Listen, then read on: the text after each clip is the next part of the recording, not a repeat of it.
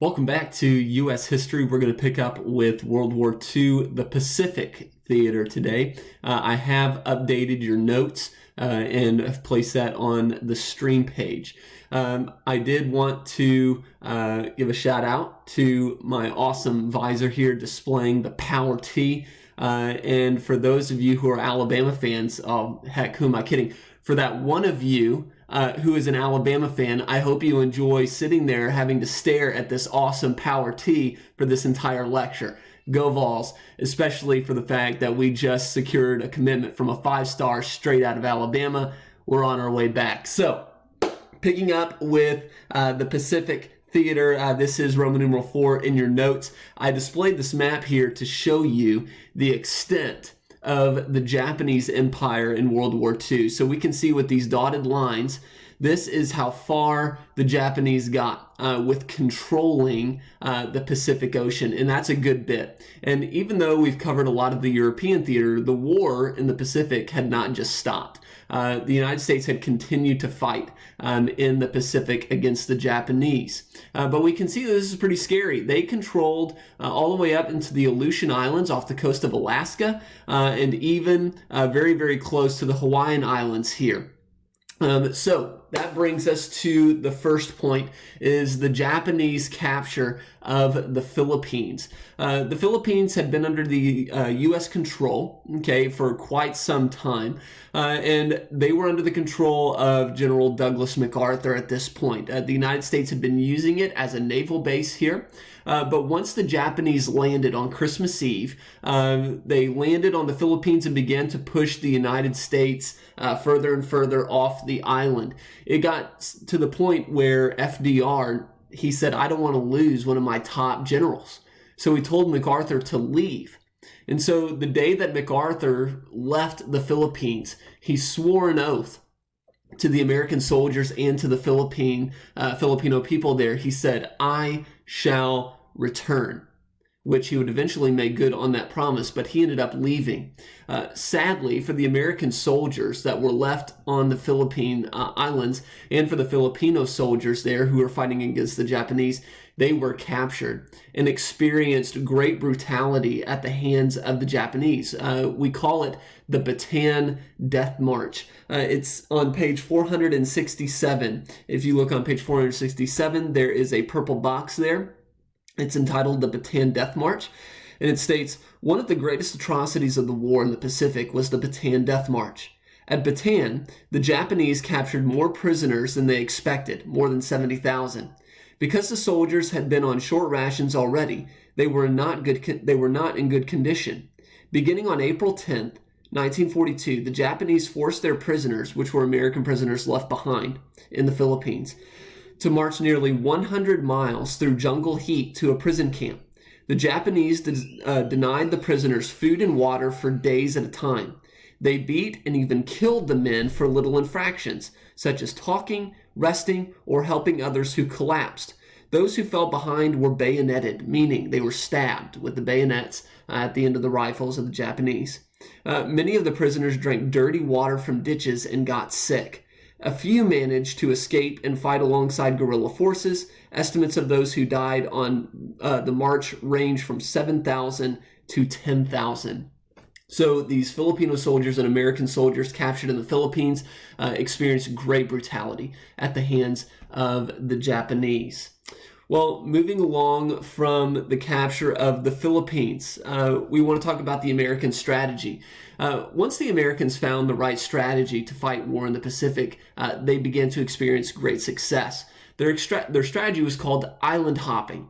This was conquering one island at a time and hopping to the next one, sometimes even skipping over islands that were under Japanese control. And then once you controlled both islands on either side of the one under the Japanese control, they could converge on Japanese territory. And so island hopping became the main American strategy in the Pacific. That brings us to the Doolittle Raid. Well, the Americans began sending aircraft carriers closer and closer to the Japanese mainland. And you might be thinking, how did they have enough ships after the attack on Pearl Harbor? Well, like I said, whenever we talked about Pearl Harbor, the Japanese did inflict great damage on the American battleship fleet and planes. However, they were hoping to see aircraft carriers in Pearl Harbor, but they didn't. All 4 of the American aircraft carriers that were supposed to be in Pearl Harbor were either out delivering Marines to islands in the Pacific, and 2 of them were not even in the Pacific at all. So we were able to escape with all 4 of our major aircraft carriers during Pearl Harbor.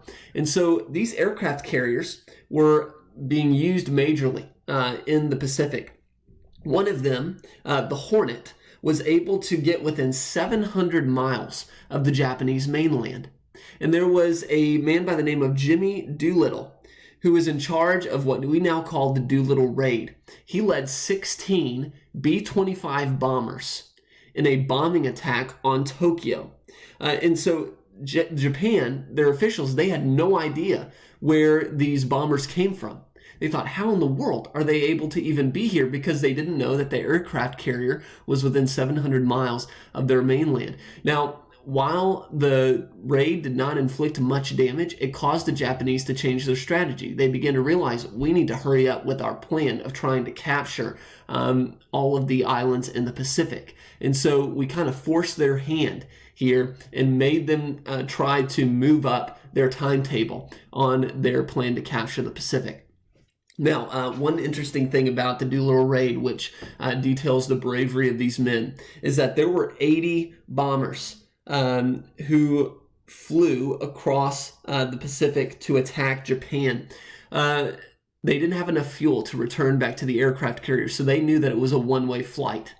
Many of them crash landed, hoping to land in Western China, which was not controlled by the Japanese. And it says on page 467 that 4 of the planes crash landed.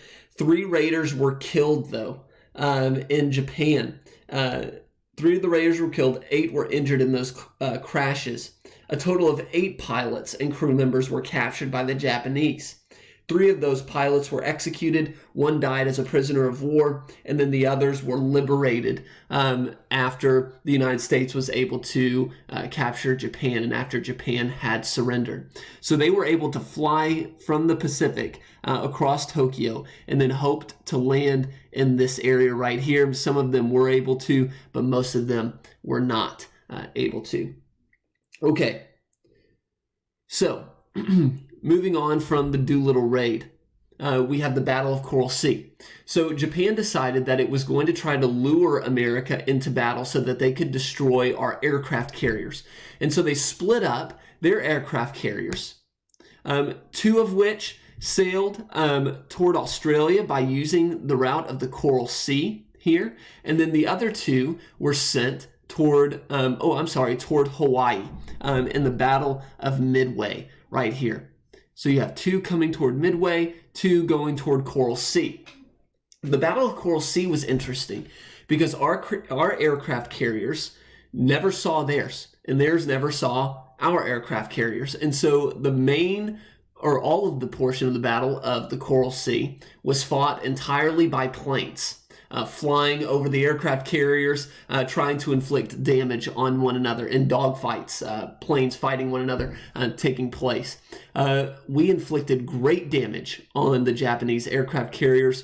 One of ours, the Lexington, was rendered useless. We had to destroy it ourselves because it was no longer useful in battle. But we won the Battle of Coral Sea. But you need to know that it was interesting because it was the first sea battle in which all the fighting was done by airplanes and we never saw one another. Let's see here. So the next one, we talked about how the Japanese aircraft carriers began sailing toward Midway. We met them there as well. The Yorktown was lost in that one, but the Japanese sea offensive was stopped, and they suffered a major defeat in the Battle of Midway. And so once those 2 battles took place, and we inflicted great damage on their aircraft carriers, they were now on the retreat. And we began moving westward here. You can see by these red lines, that's the American or Allied advance. And so we began island hopping here through the middle of the Pacific. And one of the major islands that we were able to take control of was Iwo Jima. This one's an interesting case study because it was a small volcanic island where we lost thousands of men.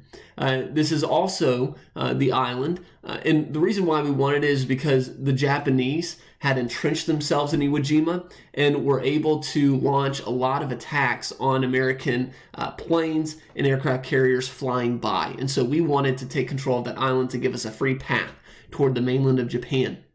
And so if we look on page, let's see here if I can find Iwo Jima.